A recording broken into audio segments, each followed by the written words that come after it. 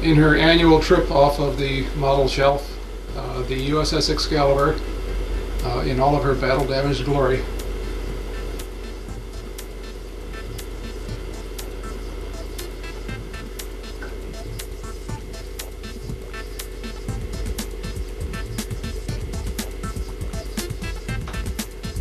This spot on the warp nacelle is the one where you actually saw the phaser strike in the series.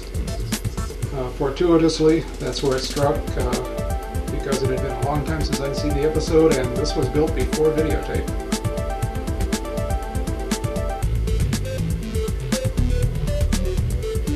This was done in those days when nobody was quite sure whether or not there was a deflector grid on this, so I decided that yes, there's a deflector grid, but it's buried underneath the smooth hull.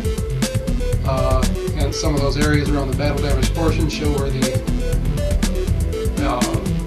deflector grid was overloaded and burned out and scorched up the surface.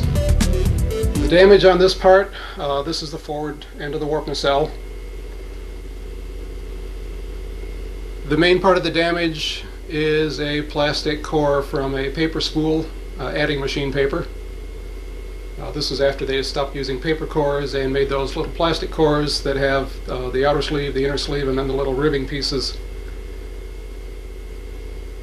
The idea here was that those little ribbing channels were full of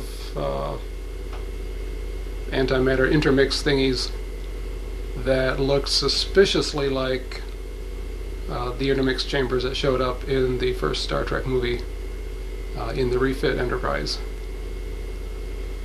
All of the twisted metal is sheet styrene that was glued onto the model and then snipped up, bent and twisted with a hot needle, feathered out with a hot needle.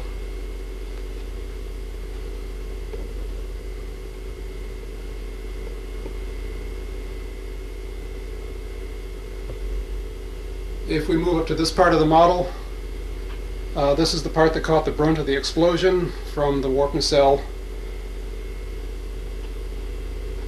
There are bits of warp nacelle dome embedded in it, and also various and sundry other small bits of machinery that impacted and embedded themselves into the surface. Here we get a little better look at the top of the saucer. Shot up the bridge, burned a hole straight through the saucer, clipped off the front edge, clipped off some of the back edge. Here's a close-up on the bridge itself. I suppose if you use your imagination you can find the burnt and crushed captain's chair just about dead center. I believe I had to hold my breath for 20 minutes in order to do that. So if anybody asks why model builders are like pearl divers, that's the answer. When the warp nacelle blew up, I figure, why not? It fed back right down the strut, right back down into main engineering, and blew that up too. Probably kind of surprising that the ship actually managed to stay in more or less one piece. This was in the days before I discovered pastels for weathering, so all of the streaking and burn marks was hand done with black paint.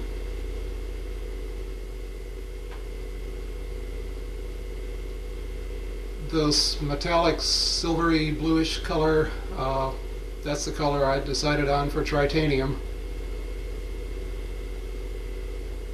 And I believe that was a mix of a blue metallic car color from Pactra mixed with some Humbrol airframe silver.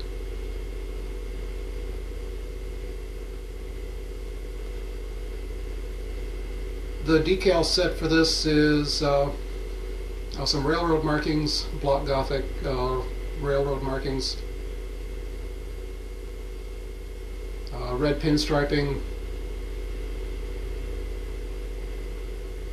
just about anything I could find that looked better than the AMT Ertl decals. If we go down and take a look at the bottom side, the markings on the bottom side, the circles, the gray patches, all those, again, those were done with painted areas and then decal pinstriping.